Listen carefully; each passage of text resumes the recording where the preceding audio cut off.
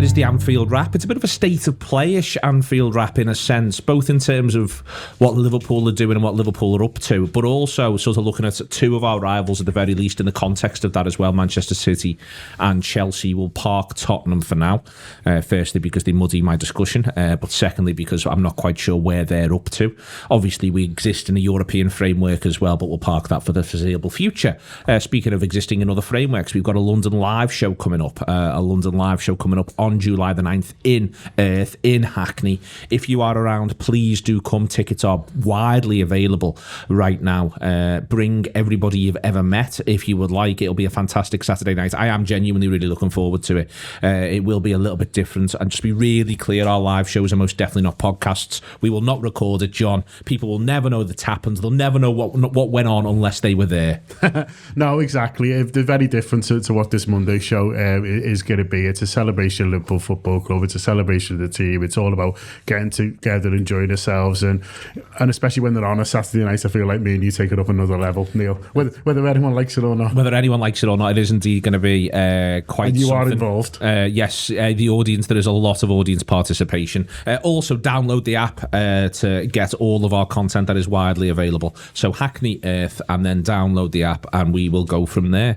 Rob Gutmann is clearing up tea already spilled. I forgot it's been filmed. I know. I feel as though I had to bring she had to bring the video audience. Back to reality. The video audience through on this. It happens, that sort of thing. It does. Especially to people like you and I. Yes, who spill things for a living. Professional spillers. Spillers. I was very supportive when you spilled. Did you know? You were very, very caring, patient, very attentive. Okay, so this is going to be a bit broad, and it's about. Firstly, lots of things as it's gone on, Rob, across the last few days have sort of been in my head, and they've sort of coalesced around Liverpool's business, around where we find ourselves, around how it changes, but not just Liverpool's business. So City, for instance, to contextualise this, City have got Sterling, Gundogan, all with one more year left on the deal. Mahrez is in the same boat. They've got Bernardo Silva and Gabriel Jesus strongly linked away. They've already signed 2 attackers. I would point out, in the same way we've signed 2 attackers in this calendar year. There's the news that Chelsea are prepared to just loan Lukaku back, having paid 90 million for him last summer for a 10 million loan fee for Inter Milan, which just feels like you'd feel as though somewhere, if you worked for Chelsea, something would be sticking in your craw from a have we been stitched here sort of perspective, and yet that appears to just be something that's just happening. The machismo of it is taken out of our hands. But I think as supporters, and I include myself in this isn't I think in lots of our minds we're still stuck in this idea of transfer fees, of an old style way of doing things, of where value is, and that's what I want to talk about on this show. Is has that changed? How has that changed? Where have Liverpool been in the changing of that? And in amongst all of this, talk about our midfield options going into next season, Liverpool's behaviours. So first and foremost, we'll do the Lukaku thing. So you're going to pull it like a wind-up toy and let me go? No, there is an element of that. It is weird, isn't it, the Lukaku thing? Yeah. In that the idea that you spend 90 million on a player and then loan him back to the club you spent 90 million from for 10 million pounds plus add-ons over the course of a season, first and foremost, is just balmy as far as I'm concerned, and yet that doesn't mean it's not rational. Well, yeah, I think it's easier to do it because Chelsea have been to a kind of hell and back, haven't they, with the Abramovich stuff? You know, they've looked into it as a club, as an institution. They, and by they I mean, you know, they're wider. They've looked into an abyss whereby everything that came before almost, you could argue, was verging on irrelevant. They were looking into not existing as a football club. So I think they're able to tell themselves a story, and again, the wider that this is reset time, and you've just got to, and which makes certain decisions easier. And the one decision I think one aspect that became quite clear is that Romelu Lukaku was a bad fit for that manager and the set of players around him. I mean, I was always Lukaku sceptical. I thought last time he was in the Premier League with Man United, apart from a few flurries, he was awful. The story had been painted that he'd had this utter redemption and refinding of himself in Italy. I don't know where the truth exactly lies. He's a good footballer. We saw him play well for Belgium in the Euros. So he's a good footballer. But I think the level of Romelu Lukaku remains a bit of a mystery. But however you assess it, he's not right for Chelsea right now. And they're doing the right thing getting rid. If they can't, obviously they'd have liked Inter Milan to have paid them £99.5 million or something and gone, that'll do, right? And cut their losses. Or not. But the loan works. The loan gets. He's not saying he's a toxic personality, but if he stays there and he's not first pick and he's a frustrated £100 million player on a bench, that's a bad circumstance for them. Of course, you can find some use for him. I said, what's the? It feels we went through this a little bit ourselves with Andy Carroll, the twilight of Andy Carroll, where it was, do we really have to use him? You know, he's a bit. You know, he's got his qualities. We can see why he was worth the money at the time, but he is just a bit shit for what we want and not what we want. So you do cut your losses. So I think yes, it's mad in the wider scheme of you know the football narrative, but it's the right decision. As part of this, so where this is linked into the Manchester City thing, is Sterling strongly linked with a move to Chelsea, and. I've always liked the Phil Blunder line, which was actually, I didn't see Phil when he said it, but Rory has said it to me a lot, Rory Smith, John, because he likes the line as well. At the start of last season, Phil said, Liverpool have got the best first 11, City have got the best 18, and Chelsea have got the best 25. Now, I think by the time we get to the end of the season, certainly from a purpose point of view, I think the best 11's perhaps a bit of an argument between us and City. I think the best 18 still is City, and the best 25 is Liverpool by the time we get to the end of the season.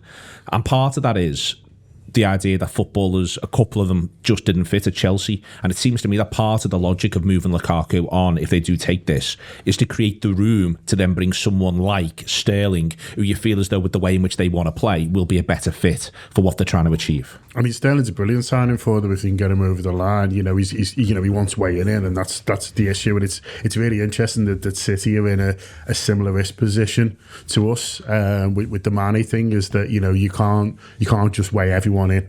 Like the fans, like the supporters sort of want you to really, like even City do play the game a little bit more than people sort of, think they do and make out they do when you've only got 180 credits, characters to sort of talk about. And so even for them, and there's also the scenario, you're thinking of, which is coming in more and more. Wages are funny, like it's sort of always been decided that you basically earn fuck all when you're 18, no matter how good you are. And then Foden's still only on £12 a week. Yeah, and then your contracts just get... is he? Yeah.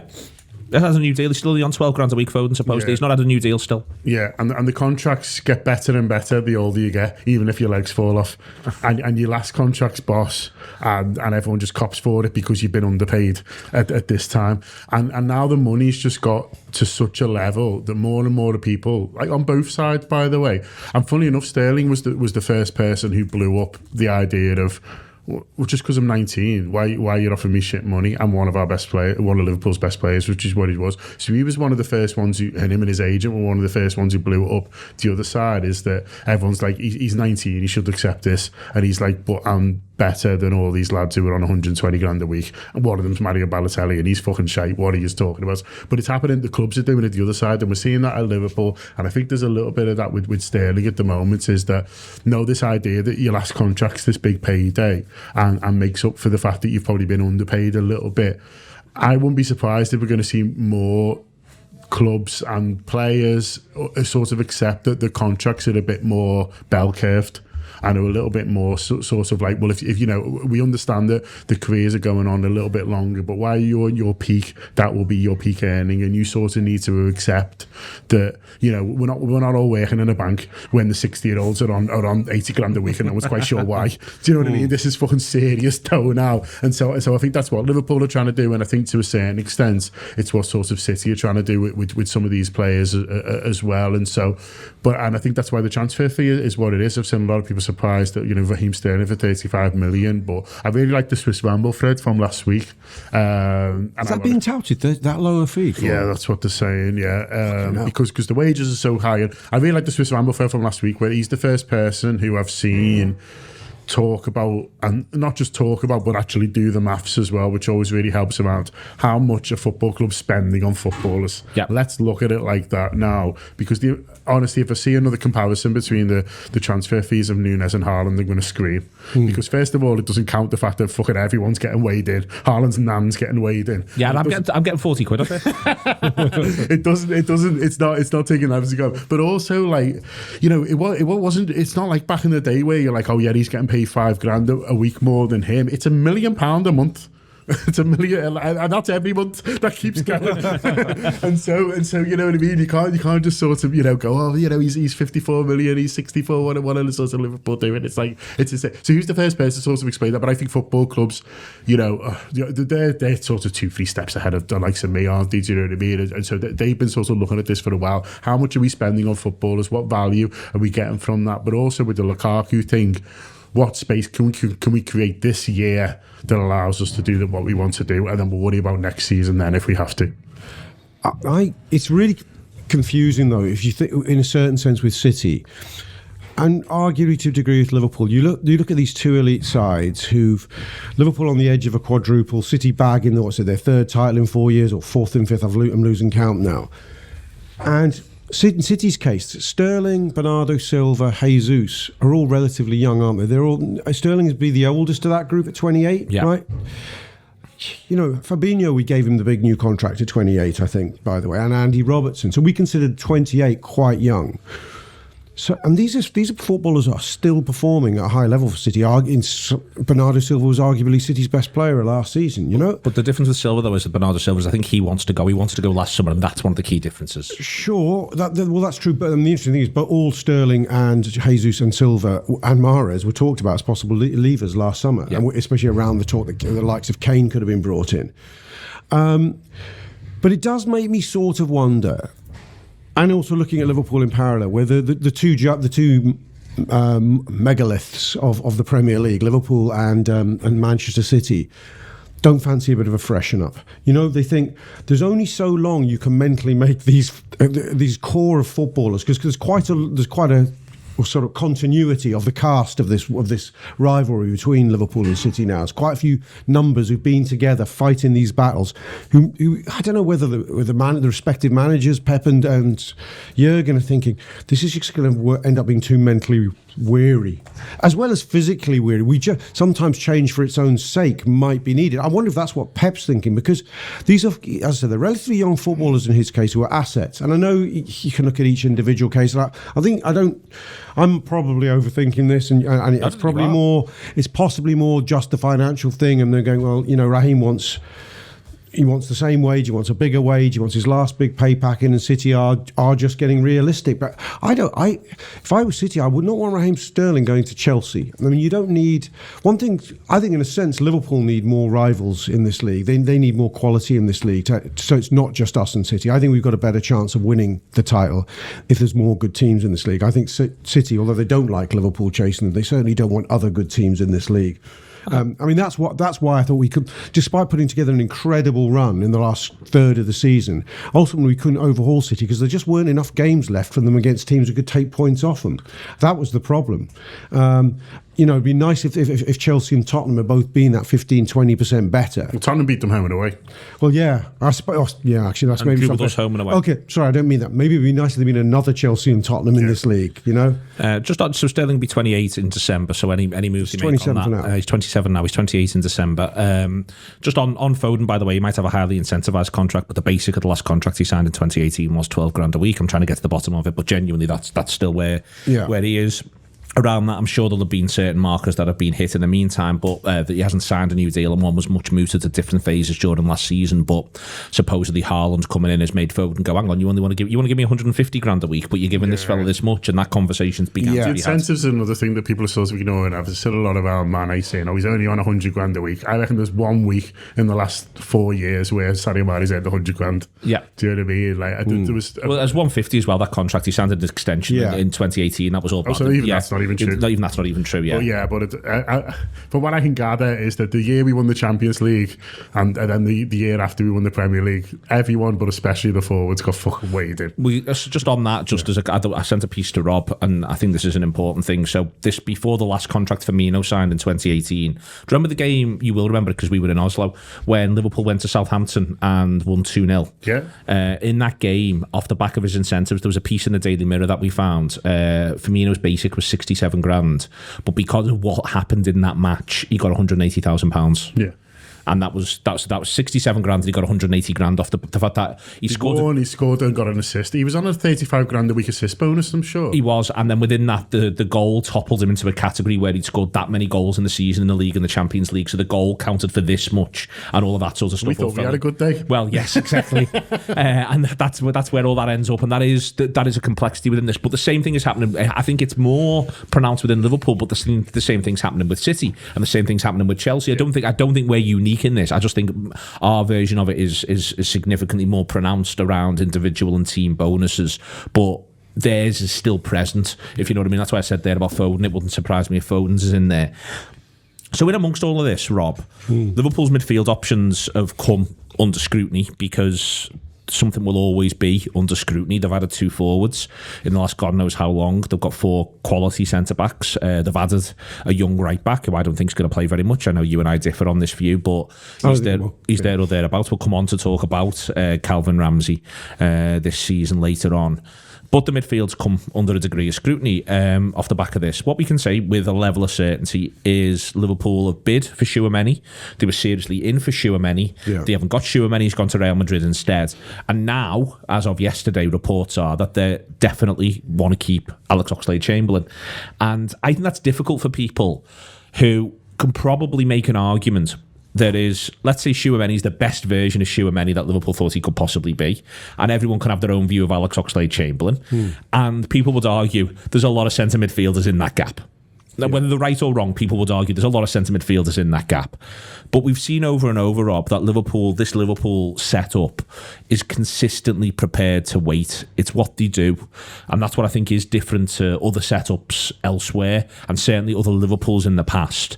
They appear to have a really and that seems to me to be the reason why they're now saying they want Oxlade-Chamberlain to stay, even though he's only got 12 months on his contract, and you would presume there's not going to be a renewal.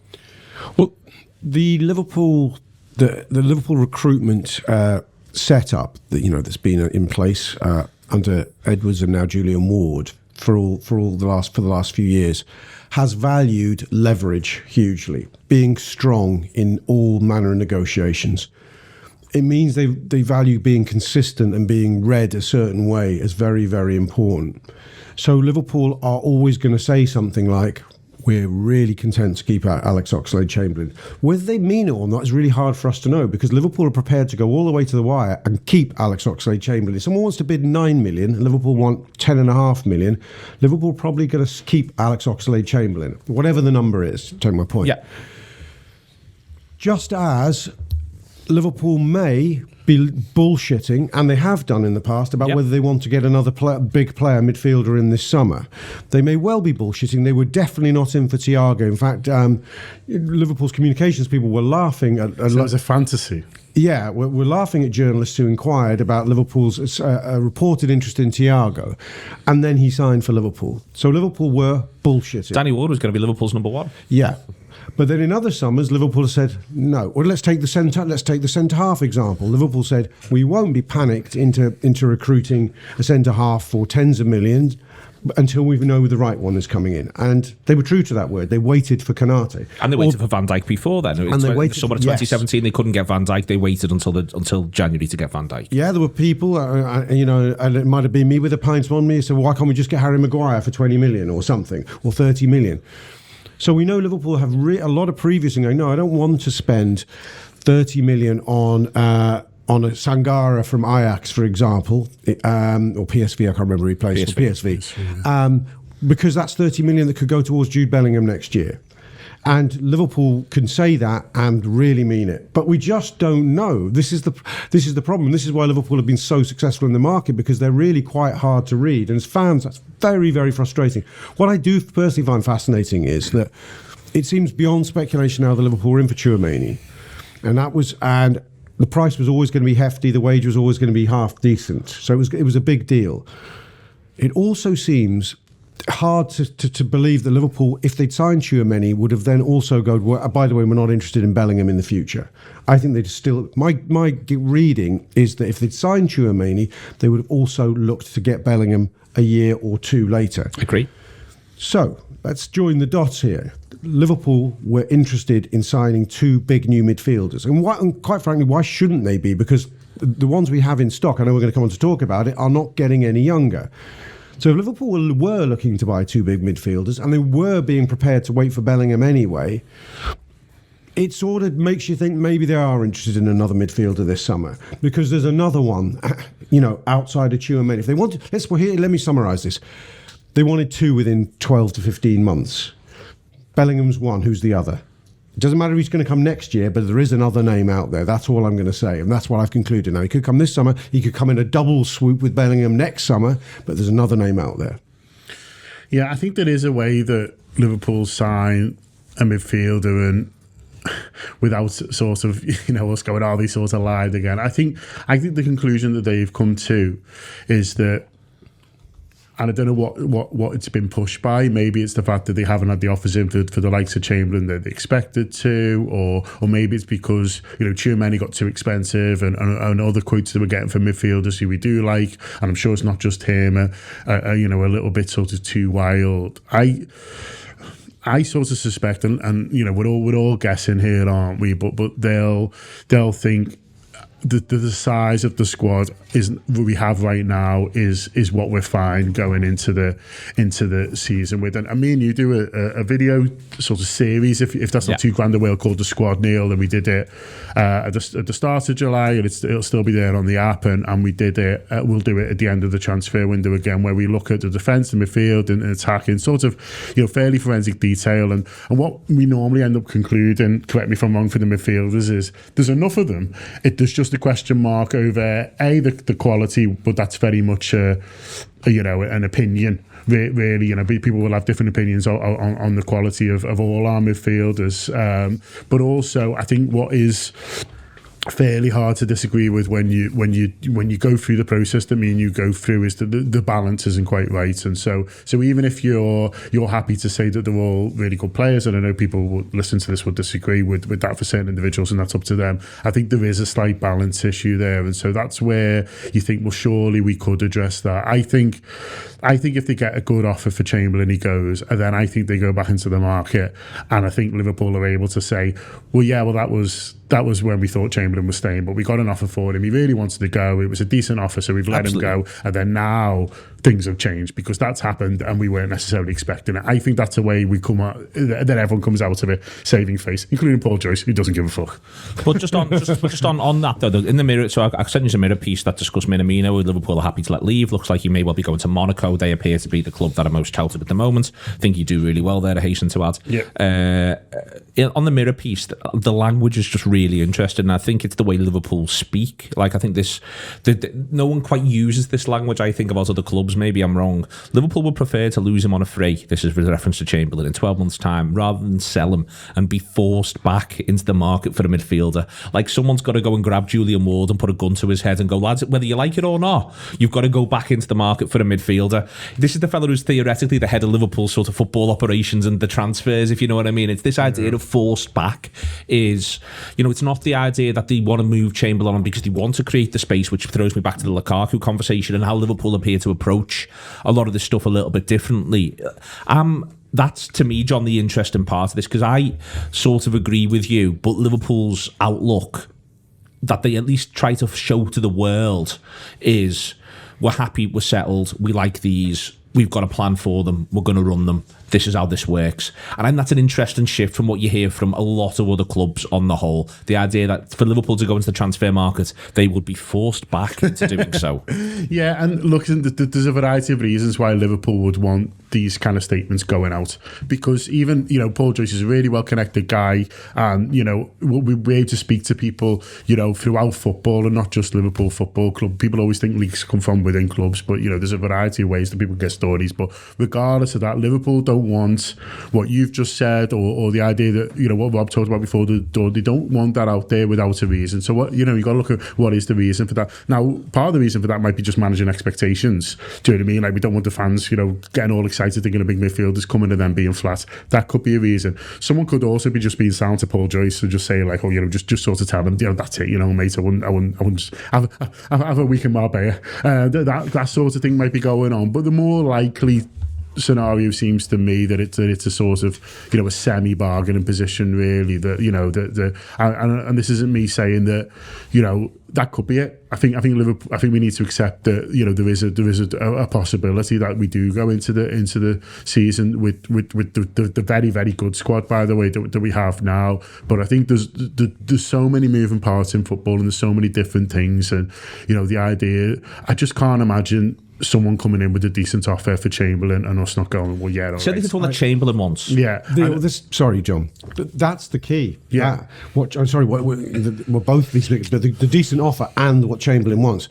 Chamberlain, if somebody makes Chamberlain feel special and that he can revive his career, and as the World Cup we talked about yesterday is imminent, someone can say, you're going to start from day one. West Ham could spin him a line that he could be bigger than Jesse Lingard, who was for half a season. Yeah. Bag goals, force his way back into contention for a World Cup. Who knows? But even then, just playing every week would be nice. Looks a laugh, West Ham as well, don't it? They seem to be enjoying themselves. And Alex doesn't look like he's enjoyed himself at Liverpool for a few months. He looked like it was a struggle to properly even celebrate the things we were celebrating last season for him, and I can't really blame him for that. He felt. I think he will. If in private moments he'll say he's gutted. So disappointed that he's not been able to resurrect his Liverpool career as fully as he'd like. I think he loves being at Liverpool, but I think he more than anyone realises it's coming to a conclusion. But it's interesting that how that's being positioned, Liverpool being forced back into the market, because I think it's fairly likely Chamberlain does go, as you both indicated. I think it's really fairly likely he goes, because he will be telling his agent, I think, please get me out of here, I want to play regularly. So if that happens, Liverpool have now, I'm not saying they made a rod for their own back, but I'm not going to forget it. You're not going to forget it. You're not going to forget it. They've said they're going to be forced into the market. I don't wish Alex Chamberlain out the door, because I really enjoyed watching his Liverpool career. But the day he does go out that door, I will be holding Liverpool to account. Well, I disagree with the two of you to an extent, and I think that they're going to stick with it. And I think that he is sort of broadly happy with Chamberlain. I think you have to imagine what would have happened if Shermany would have come in. Then I think Liverpool's asking price for Chamberlain, and this is where Liverpool at back are then similar to the Lukaku conversation.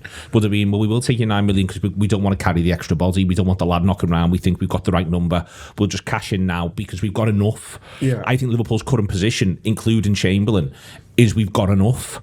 If you see what I mean, like I think that's genuinely. I think they're probably right. And in terms of numbers. So this is what I want to talk about. But I think they're prepared. Sorry to interrupt you. I think they're prepared to live in both universes, and they are. Yes, that's what makes them powerful negotiators. Yeah. They are able to say, in this universe, we're absolutely content. I think Jurgen Klopp's particularly good at that. By the way, I mean, I was glibly calling it bullshitting or lying. I actually think they're prepared to live in that world and that world simultaneously. That's what I also think. So to go through the numbers from last season, and I want to get you on the balance point that John's made. But we got the numbers. I got the numbers for last season in terms of number of starts. So I'll just run through, and I'll do a little mini breakdown as we go. So most starts last season is Henderson with 43 of the midfielders in all comps. Of the midfielders, gets 43 in all comps, of which 28 are in the Premier League and 7 are in the Champions League. So 35 for the big two. Fabinho is 41 all comps, and also starts. 26 Premier League, 9 Champions League, so also 35 for the big two. Alcantara gets himself 26 starts all comps, 24 for the big two, 17 Premier League, 7 Champions League. Naby Keita 25 all comps, 14 Premier League, 5 Champions League. Curtis Jones 10 Premier League, 2 Champions League, 18 all comps. Chamberlain 9 Premier League, 3 Champions League, 17 all comps. Milner 9 Premier League, 3 Champions League, 14 all comps. Harvey Elliott 4 Premier League, 1 Champions League, comes to 6 total all comps. And Tyler Morton ends up with 6 total, 2 of which are in the Champions League.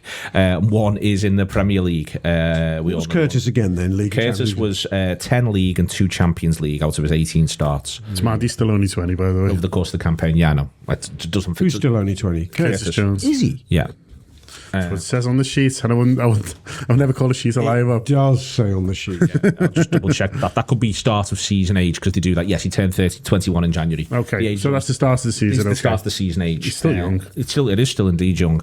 I don't want to, 30 in January. Sorry, 22 on the 30th of January is Curtis Jones. Lots of numbers for you there going all the way through. That's more than I expected Henderson to get over the course of the season.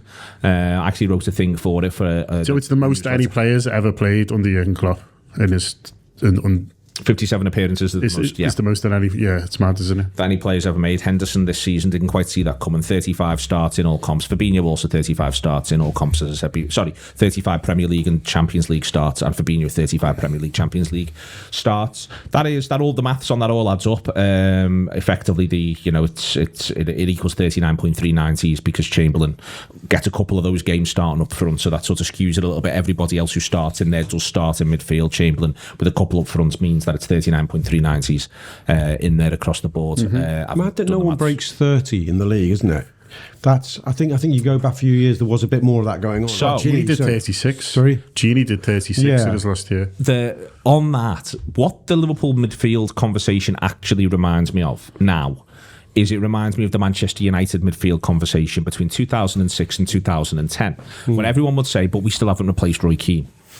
While they were winning leagues, getting to Champions League finals, winning a Champions League in there, everyone would say, we still haven't replaced Roy Keane. Yeah. And when you looked at the numbers, as I have done, of those United sides in 06, 07, 07, 08 and 08, 09, the midfield figures are really spread. Yeah. Because ultimately they played 4-3-3 and the midfield three was about facilitating what everybody else was doing. So it was about sort of continually getting legs on the pitch.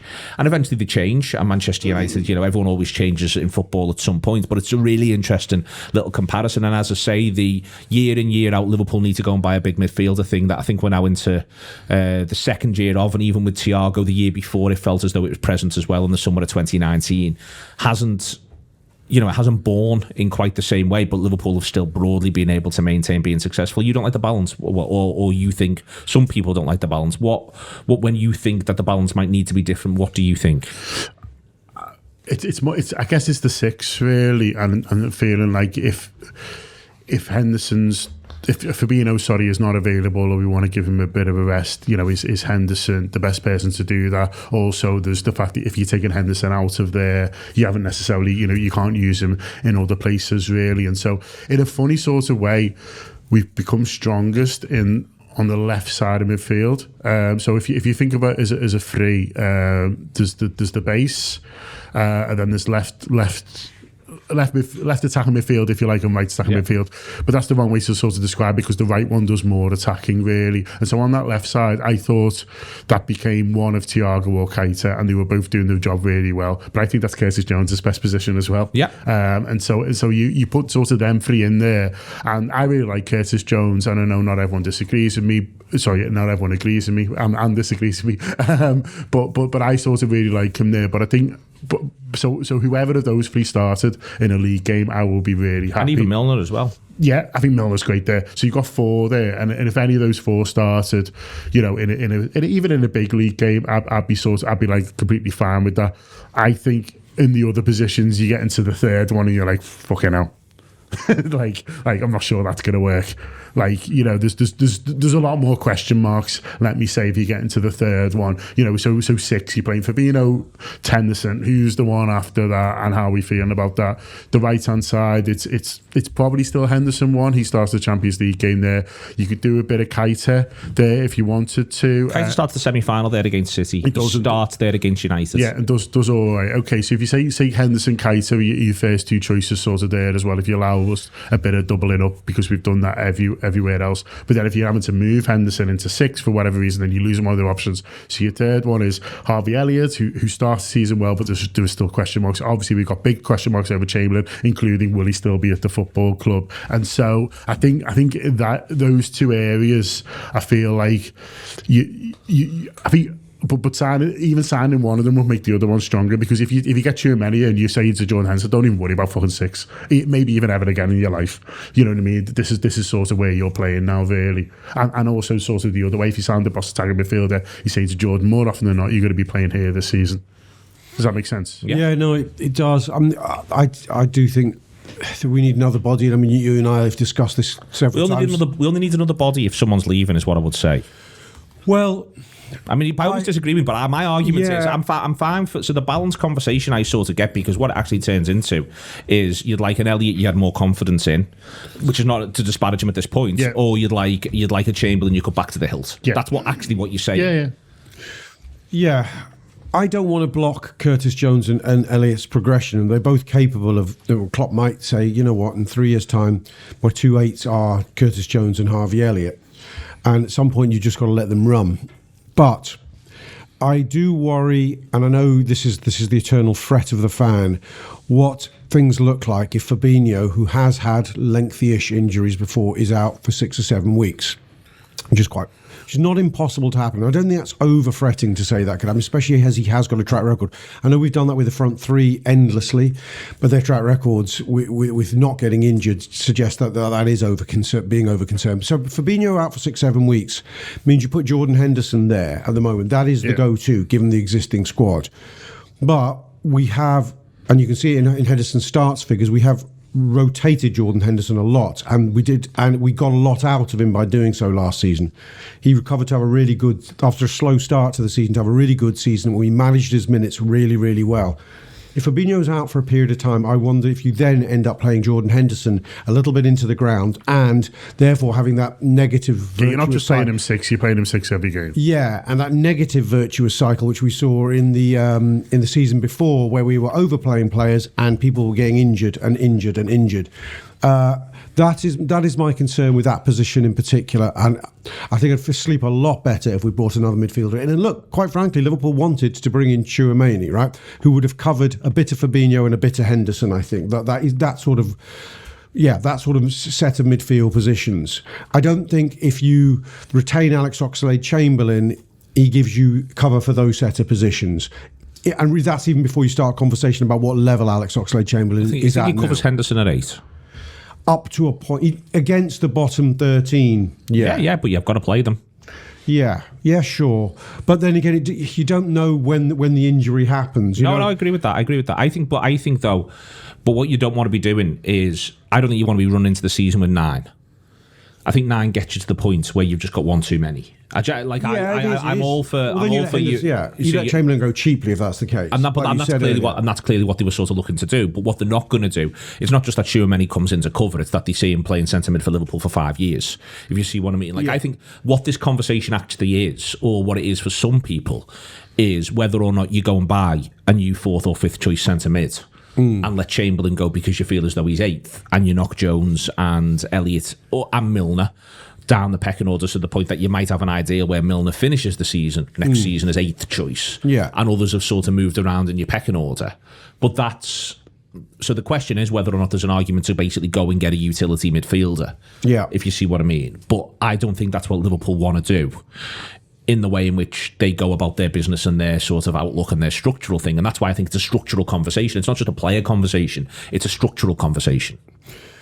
Yes, but it does always keep coming back to the fact that Liverpool won't buy anybody but the right guy, right? So that's what I mean. That's the structural decision that they made. Fine. Yeah, so I think they probably went into, if you could go rewind 3 months looking ahead for their midfield plans, I think numbers joint first on their list were, let's say, Tchouaméni and Bellingham, right? They thought, we'll get one this summer and maybe one the next summer, or we'll take stock then. But as long as we get one in this summer. What's played out, and they will have known this, is that Bellingham is very, very unlikely to leave this summer, and Tchouaméni chose Real Madrid. There may be in their planning still too much of a drop-off to their 3rd and 4th choices for them to move this summer. That's what we can't know. It could be that they think their 3rd and 4th choices are readily available the year after if they can't get Bellingham or whoever. But that's what I think. And that's why Liverpool have to be positive about sticking with Alex Oxlade-Chamberlain, because they could very well have that scenario emerge. You can have a defensive midfielder, a mixed midfielder, for want of a better phrase, someone who can play 6 and 8, or someone who's more an 8 who's done 10-ish stuff. Which of those 3 would you like? Not the latter one. I think I want a 6-8. Yeah, probably on the balance. Yeah, Rob's taught me into that. Jordan Henderson, a new Jordan Henderson, please. I'd like the attacking midfielder, and you just accept that Henderson covers 6, and you flip between Fabinho and Henderson, and you look after them by virtue of the fact that what you don't do is play. I genuinely don't think Fabinho should have started the final. in hindsight, but also at the time, I don't think Fabinho should have started the final. I think there's still more than enough for Henderson at 6 to do. I also think Liverpool were always going to dominate possession, and the idea of Henderson moving it faster from 6 would have been no bad thing. And I also just sort of think in general, for a season, Fabinho and Henderson can share, certainly for the first half of this season, can share the 6 role between the two of them. So I'd add the attacking midfielder of Chamberlain. So would you have played in midfield then, out of interest? I mean, does it really matter? Henderson, Keita and Thiago. Would you? Yeah. See, I think if we were Man City, I think I might agree with you more, because there's a subtle difference in the way. Yeah, there is, but I think that's... City truly play 1-6 and 2 8-10s. Yeah. That's how they play. And they often ask their front three don't do what our front three. They often ask the widest of their front three to actually be supplementary fullbacks, like pressers. But I think that the thing that you described, that both of you said you'd want, which is the mixed player, is the thing I actually think we've got the most of. Henderson, Thiago, Keita, Milner, all fall very firmly into that category for me, and I think Liverpool have been turning Curtis Jones into it, whereas they've only got one who I feel as though still sort of has the framework of the pure sort of attacking midfielder for this, and that's Elliott.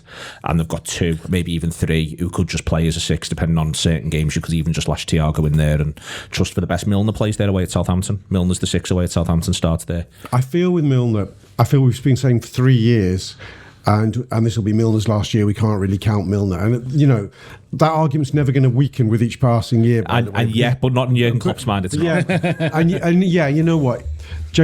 I think again, doing 2 things at once. I think you've got to sort of in mind planning, I'm going to write James Milner off and allow myself to be really surprised and in awe of what an athlete he is. But he has to be seen as a wonderful bonus, I think.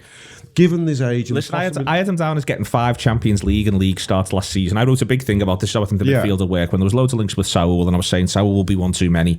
And, you know, you get very few things right on a regular basis doing this job, but my God, has Saul Niguez done a great bit of work for all of us over the course of the last 12 months. But I said Milner will get 5 league and Champions League starts. He got 12. I will write again this summer that I think Milner will get 5 league and Champions League starts, and the fucking prick will get 12. To be fair, you didn't think we were going to play 63 games, I wouldn't have thought. No, but I did say league and Champions League, because I did think we get to go all the way in everything in the big 2. So you know what I mean. Honestly, James Milner will be laughing his head off getting 12 again at the end of the season, making us all look daft. I think Curtis Jones would have expected to get. I think looking at the numbers, he's in the big 2. It's 10 and 2 league and Champions League. But he gets a lot the season before as well, and that's because of necessity. But Curtis Jones, being Curtis Jones, will probably go, well, I'll kick on from that. Do you know what I mean? But even I think he'll be a little bit disappointed, and he ends up behind Harvey Elliott, obviously the start of the season, the pecking order, which I don't think he enjoyed either. He's very unlucky in one phase where he gets that eye injury, which keeps him out for ages, at a time where the worst starts to be had for him.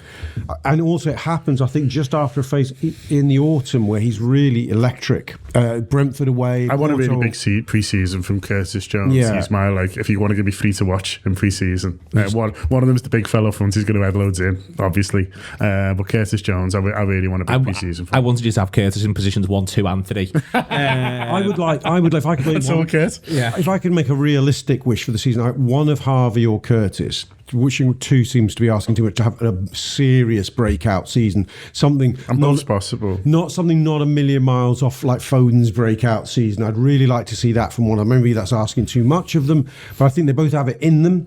So that by the end of the season we go, oh no, one of those lads is a first name on a team sheet level. Okay, last thing I want to sort of talk about very briefly in this, but to Calvin Ramsey another time. I've got to leave something for Tour Live at the end of the week. Liverpool and for Gutter as well. A big gutter this week. By the way, you're guttering your head off this week, I presume. Oh, I am guttering my head off. For those who don't know, so those people on Mars, the Transfer Gutter Show we are doing twice a week throughout the summer, and we are talking about all the links, and I mean all the links of footballers to Liverpool. So we have a packed show for you tomorrow. Excellent. Tune in, subscribe. Do tune in, subscribe, download the app, get there from that. Liverpool are happy. They're going to end, probably, John, happy in a realm where they only get 40 million for Mane and Salah. There was a chap on Twitter who was asking me about this, trying to say this is because there's this perception that Liverpool are very much business orientated. This is the criticism, in a sense, around the Fenway Sports Group ownership, is that they know the value of everything, and they work from there. It's start from the basis of whether we agree or not with the idea that, that with what Liverpool's policy is, with the way Liverpool do the business, whether we agree with it or not, we need to move from the position that they know what they're doing, and there's lots of evidence that they know what they're doing, and they have thought it through. So what have they thought through? Because it goes against, and this is the thing I'm trying to sort of drive at, the way in which we've grown up perceiving the football business for however many years old we are. Yeah. I think the football business, the business of football in terms of the assets that are the players, I think it's changed and is changing markedly in the last 3 or 4 years. And I think that this is a great example of, and I think Liverpool have been ahead of the curve in it, but I think Liverpool do know what they're doing, and they are oddly happy to only get 40 million for Mane and Salah, even though there was a moment where 2 of them were arguably 3 of the best in the business and what they do in the world. Yeah, I always felt that what would happen was we'd re-sign one, we'd sell one, and one would go on a free. Now that's not sort of quite worked out. I think there is a COVID thing where it sort of knocks everything, and I think it'd be interesting what would have happened if it hadn't been for the pandemic. And I think what might have happened, and obviously, you know, this is speculation, is that last summer we get a really big offer for one of them, probably more than Mane or Salah, if we're honest, and then he sort of goes then, and then you sort of end up in a situation where we feel a bit more comfortable signing one of them on a biggish deal, and then Firmino maybe sort of goes on a free, but that's sort of speculation. What I think, to sort of answer your question a little bit more directly than what I've just done, I think, first of all, when people do the sums, there's always numbers that we don't. So this person who tweeted you is doing the sums on, we're only letting, you know, we're only getting this much and much for these players, which is you know, is correct and undeniable. But Michael Edwards, Julian Ward will be doing much wider sums, which will include, by the way, how much money have we saved by not putting these guys on these big contracts last summer when we could have, when everyone wanted it to. And again, as I say, when you add these not small numbers, you're talking £1 million a month, you know, in terms of, you know, that's what, you know, if it's a 250 grand a week jump, which is basically what Sadio Mane wanted, it's £1 million a month. So that's a lot of money. So I would say when we're trying to do these sums, we always need to remember it's not quite as straightforward as, you know, just looking at the transfer fees that we brought in. They'll be looking at the money they've saved also. And I made this point on another show a couple of weeks ago, but I think it was it was wild card, so people might have missed it, and I might make it better this time. I think from a Liverpool point of view, the whole thing only works to the degree it's working now if we manage to persuade these group of players to play for slightly less than what they're worth collectively. And so we've got the 7th highest turnover in world football, and I think the best squad. I can have an argument with a Man City fan if you want, but let's say it's in the top 2. So we've got the top 2 best squad with the 7th biggest budget.